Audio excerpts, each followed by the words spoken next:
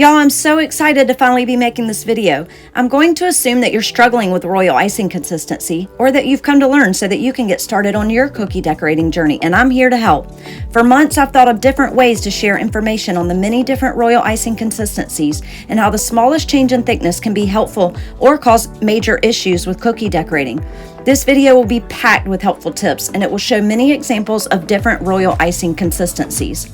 I worked really hard on this video, and I hope you will stay to the end and learn a ton from it. Here I'm starting with my base royal icing recipe. It came straight from my mixing bowl and no additional water was added until you see my spray bottle. I started by adding 10 sprays of water to my icing. My original plan was to make one video showing how I make one single consistency, but as I got going, I came up with an idea to make multiple consistencies with this one little bowl of icing instead. Throughout the video, I will never add more icing to the bowl. I will only be adding 4 sprays of water after each stir because I want you to see how a small amount of water can have a major impact on your royal icing consistency. As you see here, the icing is still very thick, and I don't really care for this consistency for cookie decorating. Notice how the peaks are still very stiff when I pull up the spatula. What I'm looking for is a floppy peak. Something that will be thick enough not to heal into itself, but soft enough to flow easily from a small hole in a tipless piping bag without curling. I will continue to add 4 sprays of water until I get to a thickness that I would use, and then I will continue on adding water, stirring, and bagging the icing until I get 5 different consistencies of icing. I decided last minute to give each consistency a number instead of a name because I'm constantly changing my preferred consistency based on the cookie job I'm doing. Now don't worry, after this round I will speed things up a bit throughout the video, but to start, I really wanted to show how much time and effort I put into achieving consistency number 1. Now although you'll see me add 4 sprays between each round, there is no math or measurement behind this number. It's just what I did the first time, and I decided to stick with it to make things easier to explain. Now I'm starting to see some change in the consistency of this icing. Notice how it's still dropping off the spatula in one big blob, but when I pull up a peak, it's very soft and floppy. When I flip the spatula over, it flops over quickly, and it doesn't take any shaking or encouragement to flop over. If I had to give this consistency a name, it would probably be font consistency. But, as I have mentioned many times before, there's about a 90% chance that I would do a practice run with my font icing and realize that it's not right. If it fails the practice test, I don't get disappointed or aggravated. I plan for it, and honestly, I expect it to be wrong after the first try. It's totally normal to get your consistency wrong. Even after years of decorating sugar cookies, I dump the icing, make the adjustments needed, and try again. I don't cut corners when it comes to royal icing consistency because when I did that in the past, it took a lot of the joy out of decorating cookies, and I was never fully happy with the end result. This consistency is still pretty thick, and it would be great for things like details on snowflakes, facial features like round puffy eyes, sunshine rays, and outlining bold fonts that can be flooded with a thinner icing. I'm continuing to show me stirring and moving this icing consistency because I want you to really take in the way it's behaving as I stir it, drop it from the spatula, and pull peaks from it. I'm finally happy with this consistency of this icing, and I'm going to label my icing bag number 1 so that I can show you how this consistency looks when I outline and flood a cookie with it and how it looks on a practice sheet. This part will answer a question I get asked very often. Where do I get my tiny piping bags that I use in my videos? The answer is I always use the same size piping bags, and I'll share a link for them in the description. This is how I get those small bags of icing to decorate with. Now I'm adding more water for my next consistency, but this part is extremely important. Notice how I take a damp paper towel and clean around the rim of the bowl. Because I started with a base icing, it was very thick and it dries very quickly. If I were to leave the icing around the top of the bowl, it would crust over and cause chunks of dry, hard icing to get mixed into my good icing. If you notice your bowl is getting a little messy and it's starting to crust over, I encourage you to keep that cleaned up as you go to avoid getting clogs in your piping bag. Now I'll be moving much faster through each consistency, but remember that you can always pause or go back if you need to reference the way each consistency looks and acts in the bowl. For this consistency and all the remaining consistencies, I will only add 4 sprays of water before stirring and bagging the icing. Number 2 is bagged, and we are on to number 3. Now things are going to change very quickly because each time I bag another consistency, I have less icing in the bowl, yet I'm still adding the same sprays of water. Notice how just 4 sprays of water can drastically change the consistency of the icing. This is why I strongly suggest using a spray bottle instead of a measuring spoon to add your water.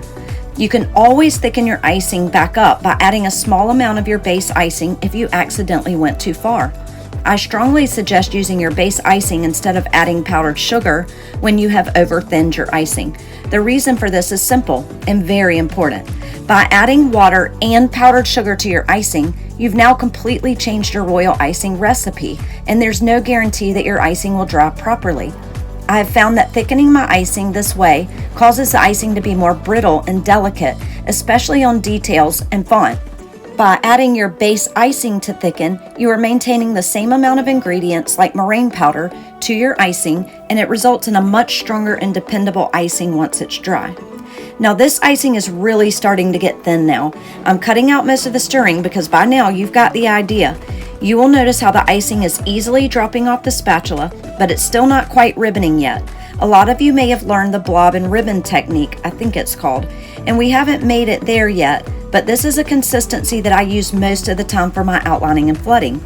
If you haven't had a lot of practice with the outlining and flooding, you might not be ready for this consistency, but I think it's great for filling in font that has been outlined, and it's almost always what I use for my minis. We've finally made it to our last consistency, and this one will be considered a flood consistency. It's very thin compared to icing number 1, and when it gets this thin, the dreaded bubbles start to appear. Stirring your icing gently will help, but there really is no way to escape icing bubbles when you get to this stage. Now let me be very clear about this because it might be a little misleading in this part. I would never proceed to bagging this icing with all of those bubbles, but I'm working as quickly as possible on camera, and the cookies I'm decorating are for demonstration purposes only. They will not be sold, so I wasn't too concerned about the bubbles. I will make a quick attempt to bring them to the surface and pop most of them off camera, but this is a step you must not skip. Icing bubbles will make your cookies look a mess, and if they pop as your icing is drying, you will have holes in your icing. It's best to take care of them before you bag your icing to avoid future heartbreak with your final product. Icing number 5 is complete and ready to bag. Now you will notice I'm having to use a cup here to hold my bag for me because this icing is way too thin to bag in my hand like I did with all the other consistencies. Using a glass or cup to hold your bag makes it easy to scrape all of the icing into the bag without wasting any or making a mess. Again, I cut this part of the video a little short, but you should know that I scraped that bowl completely clean and didn't leave all of that icing behind in the bowl. Number 5 is complete, and I finally get to show you how each of these consistencies work for outlining, flooding, and how they look on a practice sheet.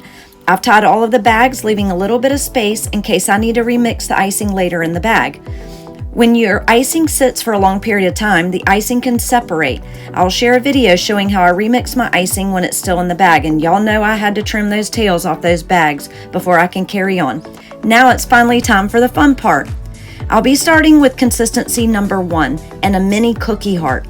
I had to script the first part of this video because I wanted to be sure I got all the details in that I wanted to share, but for the rest of this video, I'm going to just go for it and pack in anything I can possibly think of to help you with your royal icing consistency.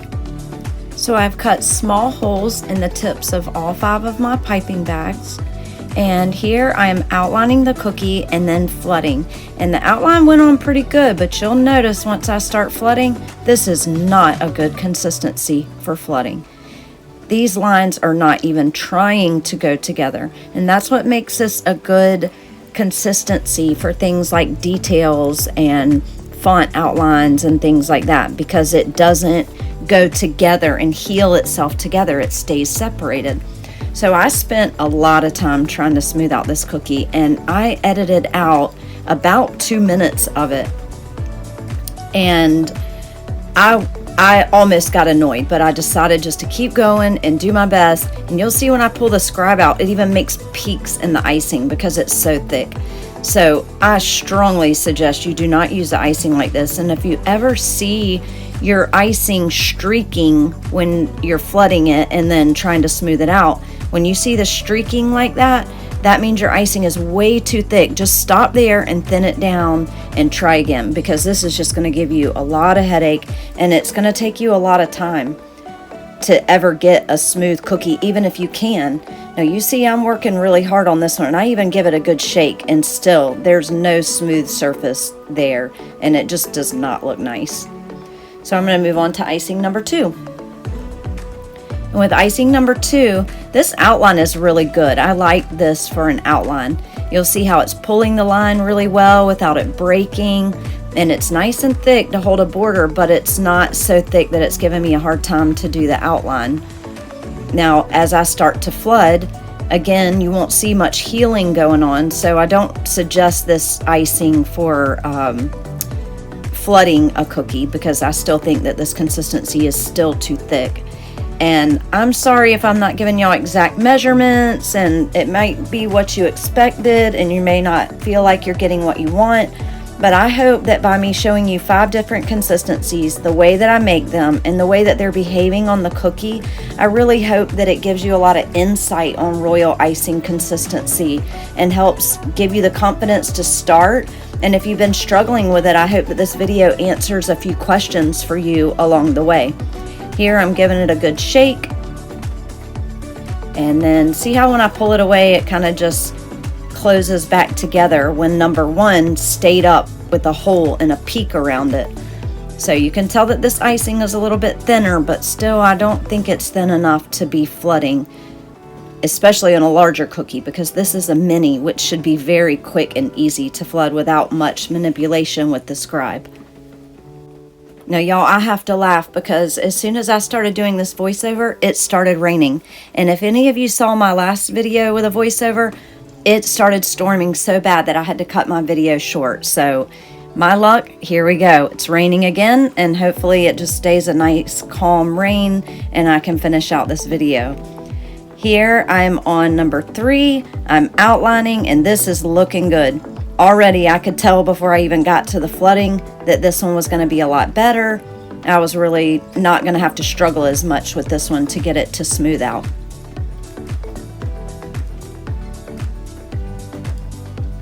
You can already see some of it healing together before I'm even touching it with the scribe.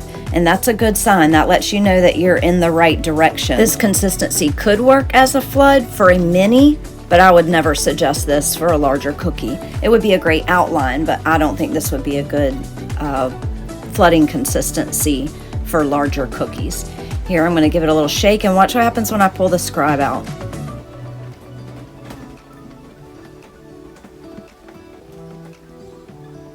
See how it just kind of closes itself off?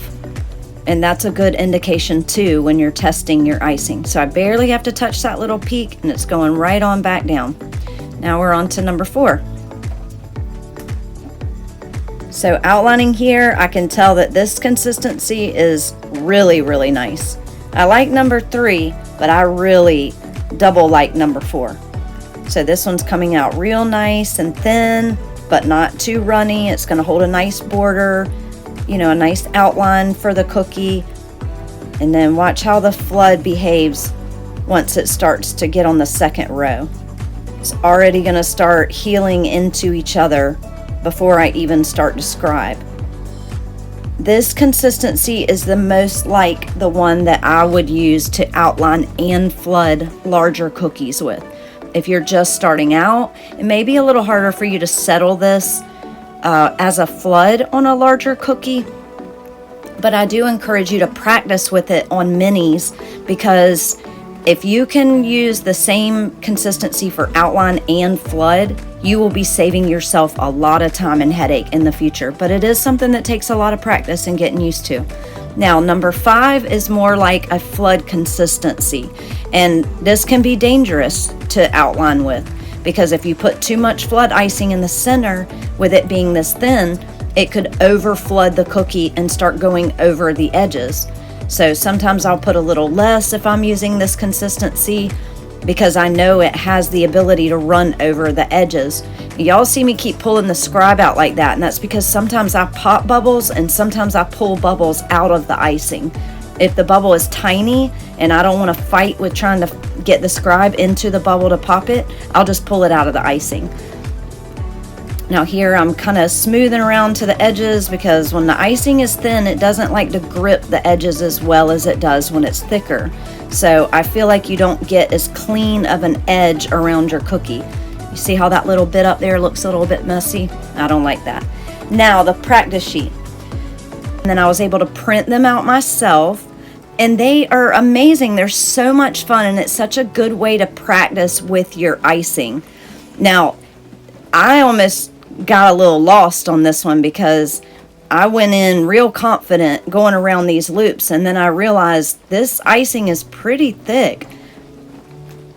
So I had to kind of slow myself down a little bit and kind of get my head together.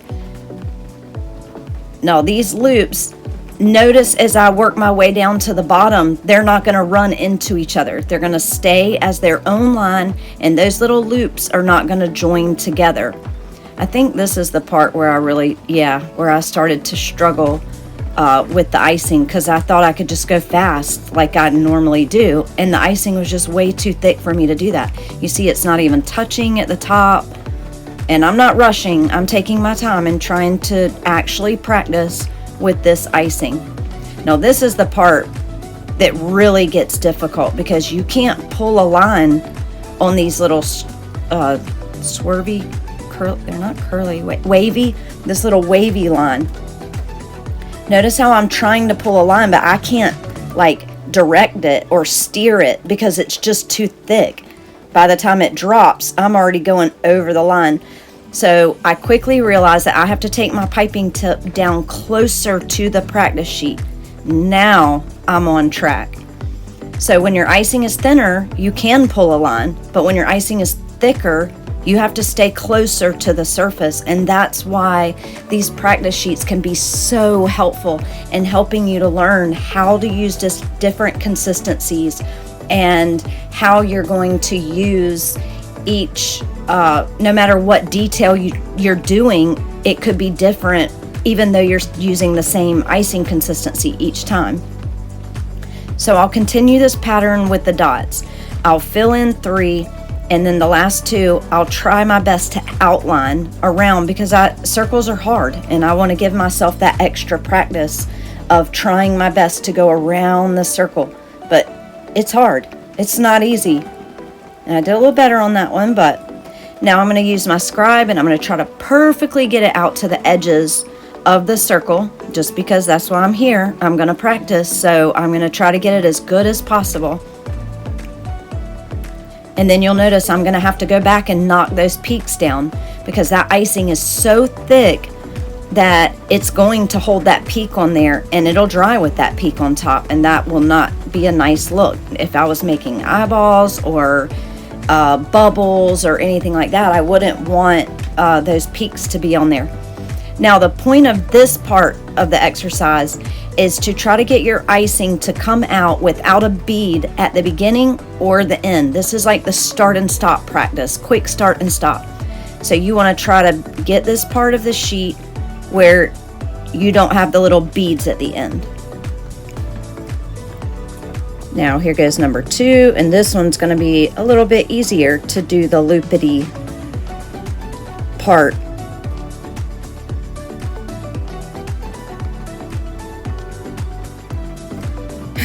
Sorry, I'm getting caught up in watching myself work, and I'm forgetting to talk. I don't really know if there's anything. You see, this is in real time. I'm going slow. I'm taking my time. I'm really trying to make the most of this practicing. But remember to take a peek back up to the top once I'm getting down to the bottom, and keep checking on those loops and see how they act with each consistency, because they get much different throughout. The little wavy line and that little loopity one at the top, they really make a difference with each consistency.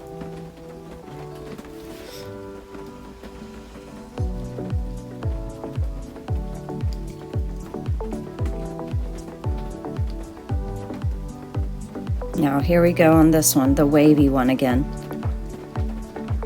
So I've already quickly realized that I'm not going to be able to pull a line with this icing either. So I'm keeping my tip much closer to the surface. And I'm taking my time to outline it without trying to pull a line, because it's just not possible with that thick of icing. And then I'm going to fill the dots. Notice how I always try to stay right in the center when I'm filling the dots, and I just give it a little wiggle, because if not, you can create an air bubble up under that dot, and that can cause later on the air bubble to come to the surface and pop, or it can cause a crater in your dots, like when you're making eyeballs. Now you see those peaks are easier, much easier to knock down than number 1 was.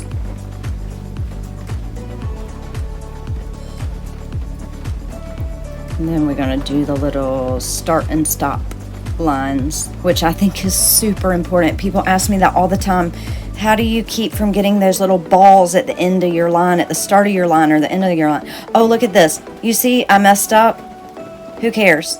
Scrape it off. Wipe it off with your finger. This is your sheet. This is what you're doing. This doesn't affect anybody in any way. If you mess it up, take a rag, a towel, a paper towel, whatever, wipe it off, use your finger, lick it off. I don't care. Just keep practicing until you get it right. If most of your lines have beads at the beginning and the end, wipe them off and try this again. This is all in the pressure of your bag. How much pressure you're giving when you start the line and then letting off as you stop the line. And it's a great practice. Now on number 3. This one still stays pretty separated if I remember correctly, but you're definitely going to see a difference between number 3 and number 1. And when you're doing things like the details on a snowflake or something, and you're constantly adding lines to lines, and then you're doing little dots and things, and you're doing all that extra detail, you don't want all that stuff to run together. You want it to stay separate. So my hope is that doing this practice sheet with all 5 of these consistencies, it'll help you to realize what you want your consistency to look like when you're doing a certain job. I really hope this helps you guys. I have thought for almost 6 months, how can I explain, because I can't give you an exact measurement. That doesn't exist. So I can't give exact measurements for a recipe to make each royal icing consistency. That's non-existent. And then I don't really name my consistencies because it changes all the time. It's forever changing depending on what job I'm doing. So I at least wanted to show some great examples of what each icing consistency looks like, and most importantly, how a small amount of icing can have a massive impact. I mean, it's major. You saw how those 4 sprays of water made the icing go from very thick to so runny that it had bubbles in it. Like that, I think people don't realize how little water it takes to go to a whole nother level with your icing consistency. And if I can at least teach you that, then I feel good about that. And I want you to be successful at making royal icing consistency, but I'm not going to feed you any myths. I'm not going to tell you, oh, if you do this, you'll have the perfect consistency, because no one can make or requires the same consistency. It's subjective. Everyone needs something different. Everyone makes something different. Everyone likes something different. And every job might even require something different. So I just want to encourage you to forget everything you know, stop listening, and just trust in yourself. Sit down, make the icing, try it. If it sucks, try it again. If that one sucks, try it again. Just keep trying it, because eventually you will start to see patterns and understand how things work, and you will get better and better and better. But sitting and absorbing content and watching videos and taking courses over and over and over because you keep failing, unfortunately, that's not going to help you. And that's just the honest truth. And I'm not afraid to say it. A lot of people don't want to hear that.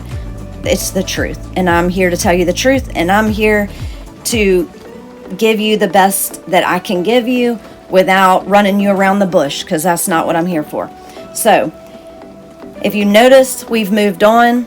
Goodness gracious, I didn't even notice what number we're on, but if I had to guess, it would be number 4. I don't think this is number 5 yet.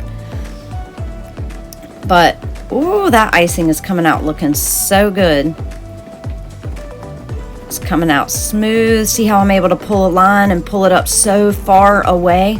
That's because there's so much movement to the icing. It's so soft and it's coming out so easy.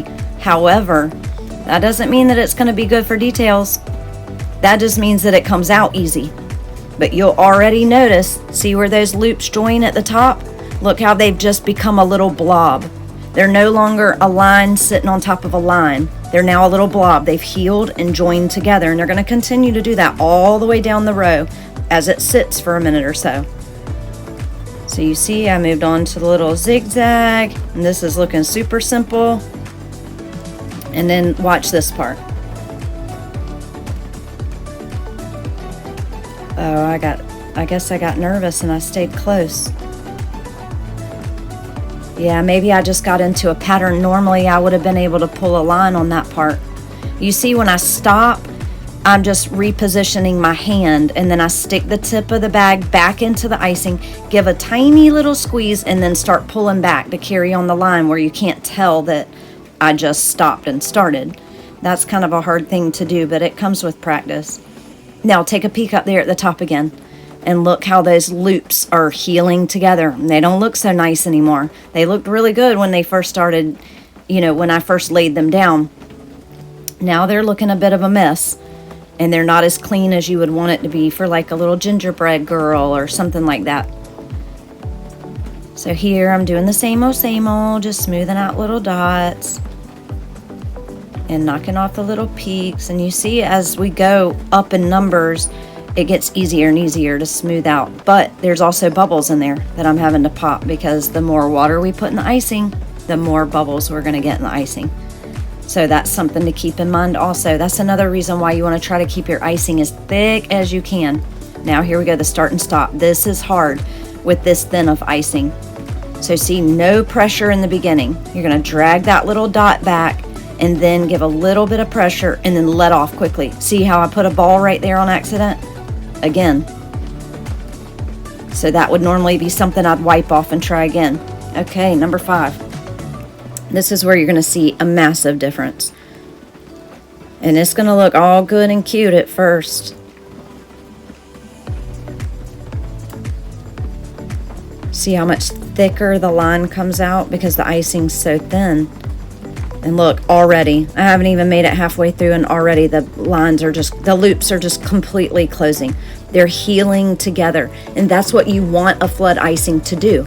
You want it to heal together. As soon as it touches the cookie, you want it to start healing and create a beautiful, smooth surface for your cookie. But definitely is not what you want it to do for your detail work. So this is absolutely not a good consistency for any types of details, and here's a perfect example of why.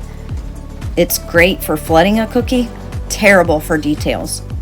And this one's going to make it even more clear right here. I thought I'd be able to pull a line with some of these, but I guess I got a little paranoid at the beginning when I tried with number 5. Nope, number 1, I'm sorry, not number 5. Ooh. See, I have to keep repositioning my hand. This is a thin icing to be doing this with, but it's still great practice. It doesn't matter what consistency you're using.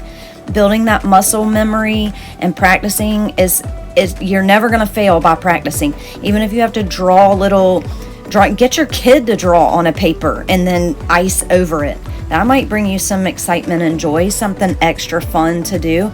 It'd be super cute. Get your kid to draw like a cute little house, and then you ice it as practice. It doesn't matter what you're flooding or what you're practicing or tracing, as long as you're building that muscle memory with your hand. You're learning how to start and stop your lines. You're learning how to pull your line. You're learning how to flood and use your scribe. It's just all about practice, and there's no sense in doing it on a cookie all the time. You can do it on anything. Coloring book pages, anything. Okay, look, this is hard. The only thing you can do here is just put a thick little line and hope that that thing runs together and becomes one.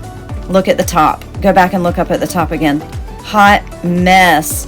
And look at the squiggly one was too. Now I'm going to show you what my preferred, if I could pick anything, say if I had 50 of these cookies to do, what I would pick, I would outline with number 2. Can you guess what I would flood with? I'm going to show you. I don't even know if I show the number of the bag now that I think about it, but nope, I don't. Can you guess what it is? I'm not going to tell you. I'm going to leave it a mystery. And if you get it right in the comments, I will put a big heart on it. But this would be my preferred. If I had a lot of these to do, that would be my preferred combination. Y'all, I always stutter. I get so nervous doing these voiceovers. Okay, I'll tell you. I'm just kidding. I'm not going to tell you what number it is. All right, and now once I'm done with this beautiful little heart cookie, now we're going to do like a little preview of all of them. Number 1. This was the number 1, the big thick one. Look how pretty that little loopy is. Number 2, it's all right. Or are we looking at the swervy? Number 3, starting to run together. Number 4, And number 5, that one makes me laugh. I can't help it. I really hope y'all enjoyed this video. Please let me know what you learned in the comments, and thanks so much for watching.